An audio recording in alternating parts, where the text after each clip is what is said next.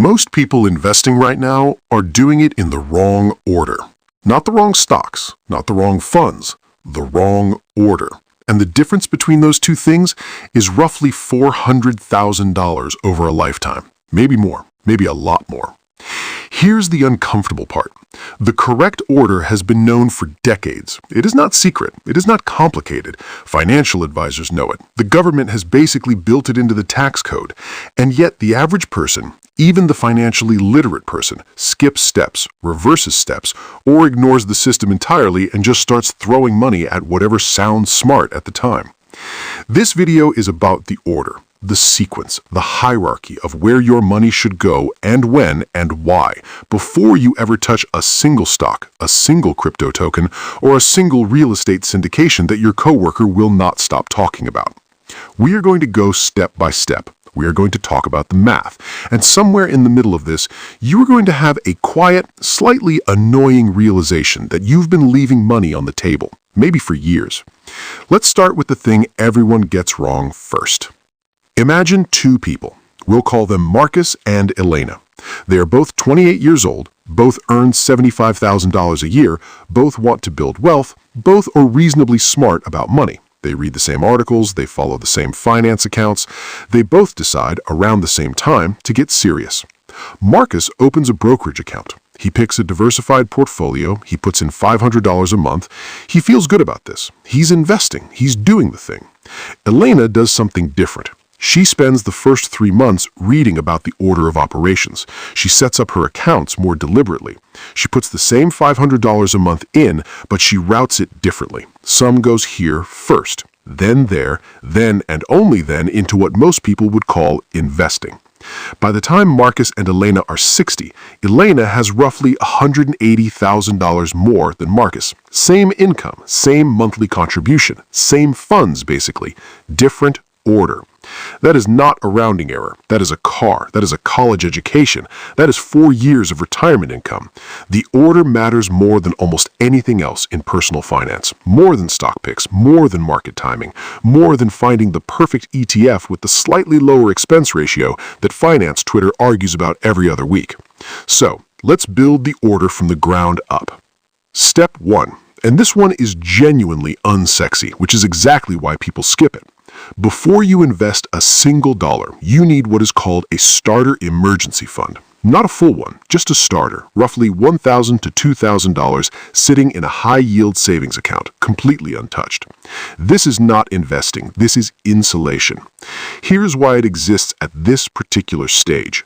If you start investing before you have any cash buffer, the first time your car breaks down or you get a surprise medical bill or your landlord raises your rent, you have two bad options. One, you pull money out of your investments at exactly the wrong time, potentially selling at a loss and triggering taxes.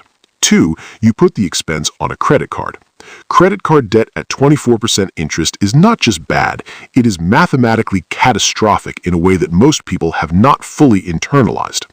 If you have $1,000 invested in a broad market index fund, it might grow at 7 or 8% annually over time. That's before inflation. That's the number that gets thrown around as the long-run average, 7 to 8%. Your credit card is charging you 24%. You are not investing. You are losing 16 percentage points every single month you carry that balance. The stock market would have to nearly triple its historical average just to break even with your debt cost. The emergency fund is not about fear. It's about protecting the system from itself. Without it, everything downstream becomes fragile. So, $1,000 to $2,000, high-yield savings. Done. Move on. Step 2. This is where the math gets interesting. If your employer offers a 401k match, you contribute exactly enough to get the full match. Not more, just enough to capture every dollar they will give you. This sounds simple. It is simple, and it is the highest guaranteed return available to any salaried employee in America. Here's what an employer match actually is, stripped of the HR department language. Your employer says, for every dollar you put in, up to a certain percentage of your salary, we will add a dollar, sometimes 50 cents, sometimes more. That's a 50 to 100% instant return on your money before the market does anything at all. There is no stock on earth that offers a guaranteed 100% return on day one. not Tesla at its peak, not Nvidia during the AI boom, not anything. The 401k match is the single highest return move available in the entire investment hierarchy, and approximately 1 in 5 employees who have access to it do not capture the full amount. Read that again. 1 in 5 people are refusing free money because they did not adjust a number in their HR portal. The reason this comes before paying off most debt, before maxing out other accounts, before anything, is because no interest rate on any reasonable debt is higher than a 100% return. Even 24% credit card interest, which we just established is terrible, does not beat a dollar-for-dollar match. So, contribute exactly to the match. Get every dollar. Do not leave this step early. Step 3. Now we come back to the debt. High-interest debt, specifically anything above roughly 6 or 7% interest. Credit cards, payday loans, personal loans with punishing rates. These get paid off aggressively before you invest further. This is where people fight. This is the internet argument that never ends. Pay off debt or invest. And the answer is it depends entirely on the interest rate, which means there's actually a clean and rational answer once you know the number. The stock market, historically, returns somewhere between 7 and 10% annually over long periods. But that's an average across decades with enormous swings. Some years it returns 25%. Some years it drops 30%. You don't know which year you're in until it's already over. Debt, on the other hand, has a guaranteed rate. If your credit card charges 22%, paying it down is a guaranteed 22% return. You cannot get that anywhere in the market without taking on enormous risk. So, the rule is, if your debt's interest rate is higher than what you can reliably expect from the market, and anything above 6 or 7% qualifies, you pay it down first. The math is not ambiguous. There's a psychological dimension here too, and it's worth naming honestly. Being in debt is a tax on your attention. It's a low-level hum of stress that doesn't show up in any spreadsheet but absolutely affects your decisions. People in high-interest debt tend to make worse financial choices overall, not because they are less intelligent, but because the cognitive burden is real. Clearing it is not just financially rational, it clears bandwidth. Once the high-interest debt is gone, you breathe differently, and that's when the compounding can really begin. Step 4. The Roth IRA, or the traditional IRA, depending on your situation, but let's talk through why this comes next and why it is genuinely one of the most powerful tools in the entire system. An IRA, individual retirement account, is essentially a wrapper, a legal container that you put investments inside, and the government, in its occasional and somewhat bewildering generosity, has agreed to either not tax the growth inside that wrapper or not tax the withdrawals, depending on which type you choose. The contribution limit, as of recent years, is around $7,000 per year. That sounds like a relatively modest number, but run it through a compound growth calculator, and the number on the other end will make you put your phone down for a moment. $7,000 per year, invested for 30 years at an average 8% return, roughly $860,000. In a Roth IRA, where contributions are made with after-tax dollars, that $860,000 comes out tax-free. Not tax-deferred, tax-free. No capital gains, no income tax on withdrawal, nothing. The government is telling you clearly, in writing, here is a legal mechanism to shelter nearly $1 million from taxation, and the vast majority of people who could use it simply don't. Now, which type, Roth or traditional, matters, and the answer depends on when you expect your tax rate to be higher, now or in retirement. If you're younger and in a lower bracket, Roth almost always wins. If you're in your peak earning years and in a high bracket, traditional may make more sense for the immediate deduction. But for most people watching this video, if you're under 50 and not in the top tax bracket, Roth IRA, max it every year and do not touch it. One important caveat, there are income limits for Roth IRA contributions. If you earn above roughly $146,000 as a single filer, the contribution phases out. There are workarounds, the backdoor Roth, but that's a separate conversation. The point is, most people can use this, and most people don't. Step 5. Back to the 401k. You captured the match in Step 2. Now, if you have cash flow remaining after steps 1 through 4, you go back and contribute more to your 401k, up to the annual limit. The 2024 limit is $23,000 for those under 50. That is a significant amount of pre-tax or Roth money you can shelter inside a single account. The reason this comes after the IRA and not before is a nuance worth understanding. 401k plans, for all their advantages, often have limited investment options and sometimes carry slightly higher expense ratios than what you can access in a self-directed IRA. You want to fill the IRA first, where you have full control over what you invest in and at what cost, and then return to the 401k for additional tax-advantaged space. There's also a behavioral argument. Maxing an IRA requires active decisions and discipline. Automating additional 401k contributions can happen invisibly through payroll, which removes friction and reduces the temptation to redirect that money elsewhere. Once both the Roth and the 401k are maxed, you are sheltering $30,000 a year from taxation. You are not doing anything exotic. You are not using offshore accounts or complex structures. You are using the exact tools the tax code was designed to offer. This is legal. This is encouraged. This is arguably what the system intended. Now, here is where the script needs to pause, because this is the moment where something slightly uncomfortable becomes visible. We're at step 5 of this hierarchy, and for most Americans, we are already past the point of possibility. Not because of poor choices, not because of bad habits, because the median household income in the United States is roughly $74,000 a year.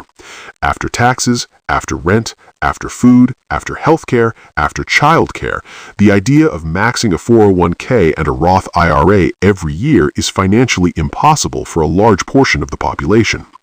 This is not a motivational video, so we are not going to paper over that with a speech about side hustles. The system as described works extremely well for people who have discretionary income. For people who do not, the system still applies, but the math is slower and the margin for error is much thinner. The order still matters even at smaller contribution amounts. $50 into a 401k with a match is still better than $50 into a taxable brokerage account. $500 into an emergency fund, it still protects the system. The hierarchy holds, it just runs at a lower speed. If you are in that position, the framework is not irrelevant, it is even more important, because you cannot afford to waste returns on inefficiency. Step 6. The Health Savings Account, the HSA. Most people either don't know this account exists or they treat it as a medical expense fund. Both are leaving money on the table. The HSA is, by a measurable margin, the most tax-advantaged account in the American financial system. It does something no other account does. It is triple tax-advantaged. Contributions go in pre-tax. Growth is tax-free. Withdrawals for qualified medical expenses are tax-free. The IRA is double tax-advantaged. The HSA beats it. The catch, you must be enrolled in a high-deductible health plan to contribute. The contribution limit for 2024 is roughly $4,150 for individuals, $8,300 for families. Here's the strategy that most people miss. You can contribute to an HSA, invest the money in index funds inside the account, let it grow for decades, and pay your current medical expenses out of pocket if you can afford to. Then, in retirement, when medical costs are highest, you withdraw from an account that has been compounding tax-free for 30 years. Even better, after age 65, you can withdraw from an HSA, any reason, not just medical, and it functions exactly like a traditional IRA. You pay ordinary income tax, but no penalty. It becomes a backdoor retirement account that also happens to cover your health care. This account is sitting there, completely legal, completely within the rules, and approximately 60% of eligible account holders invest exactly $0 inside it. They leave it in cash, earning essentially nothing. The HSA belongs here, step 6, because it pairs with step 5's return to the 401k. Once you have the match, the IRA, and the 401k contributions flowing, the HSA should be layered in for anyone with an eligible health plan. Step 7, and this is the only step that most people imagine when they hear the word investing. After all of the above, after the emergency fund, after capturing the match, after eliminating high-interest debt, after the Roth IRA, after the 401k, After the HSA, after all of that, you open a taxable brokerage account and invest in whatever you like. Index funds, individual stocks, REITs, whatever your risk tolerance and research support. The taxable brokerage account is not bad, it's just last. And it's last for a simple reason. Everything above it offers some structural advantage that the brokerage does not. Tax shelter, employer match, guaranteed return from debt elimination. The taxable brokerage has none of those edges. It's just a straightforward investment account where you pay capital gains taxes on what you earn. There's an irony here that's worth sitting with. The taxable brokerage account, the one most people open first, the one most finance content focuses on, the one people research obsessively, is the least structurally advantaged place to put your money. It's not a bad place, it's just not where you start. Most investment YouTube content implicitly begins at step 7. Stock picks, ETF comparisons, portfolio allocations, all of it assumes you are already in a taxable account. The conversation about the hierarchy that comes before it is less exciting to make content about, which is probably why it's under-discussed relative to its importance. The algorithm does not reward urgency about tax-advantaged accounts. It rewards drama about whether NVIDIA is overvalued. Let's zoom out now, because the individual steps matter, but the bigger picture is worth seeing clearly. The reason this hierarchy exists, the reason the government has built 401ks, IRAs, HSAs, and various other shelters into the tax code is not pure generosity. It's a policy trade-off. The government wants Americans to fund their own retirements, reducing future pressure on Social Security and Medicare. In exchange for that future reduction in public burden, it offers present tax advantages to people who save. This is a deal, and like most deals, it favors the party that understands the terms. The people who will be most dependent on Social Security in retirement are often the same people who, throughout their working lives, had the least access to employer-sponsored plans, the least capacity to contribute, and the least guidance on the hierarchy. The deal, in other words, is most accessible to the people who already have the most resources. That is not a reason to ignore the system. It's a reason to use it aggressively if you can, and to understand its limits if you cannot. There is a final layer here that most financial explainers skip because it's harder to quantify. All of this, the steps, the accounts, the tax math, assumes a level of stability that is itself a form of privilege. It assumes you have an employer who offers a 401k. It assumes you have consistent enough income to contribute monthly. It assumes your emergency fund, once built, will not be repeatedly drained by the unpredictable costs of being alive in an expensive country. The people who follow this hierarchy most perfectly are also generally the people who needed it the least. Their wealth builds because the system is designed to reward consistency, and consistency is easiest when the underlying life is relatively stable. For everyone else, the freelancers, the contract workers, the people between jobs, the people absorbing family financial shocks, the hierarchy still works. It just has to be rebuilt more often, with more patience, and with the understanding that starting over at step 1 is not failure. It's just the reality of a life that does not move in a straight line. So let's return to Marcus and Elena. Marcus was not foolish. He was doing what most people do. He jumped straight to the part that feels like investing, because that's the part that gets talked about. He bought good funds, he was consistent. By most measures, he did better than the majority of his peers. But Elena understood something Marcus did not, that the architecture matters before the assets, that the container shapes the outcome more than the contents, that a dollar in the right account in the right order does more work than the same dollar placed carelessly into the market. The $180,000 difference between them was not generated by a better stock pick. It was not the result of market timing or superior research. It was the result of sequence, of knowing which door to walk through first. Here is the question this leaves unresolved, and it is the one worth carrying with you. We live in an era of extraordinary access to financial information. Any 22-year-old with a smartphone can read the same research papers that Wall Street analysts read. They can access low-cost index funds that billionaires use. The gap between information haves and information have-nots has never been smaller. And yet, the wealth gap has never been larger. Which means the bottleneck is not information. Everyone can find this hierarchy. It exists on 1,000 websites and in 100 books, and in this video right now.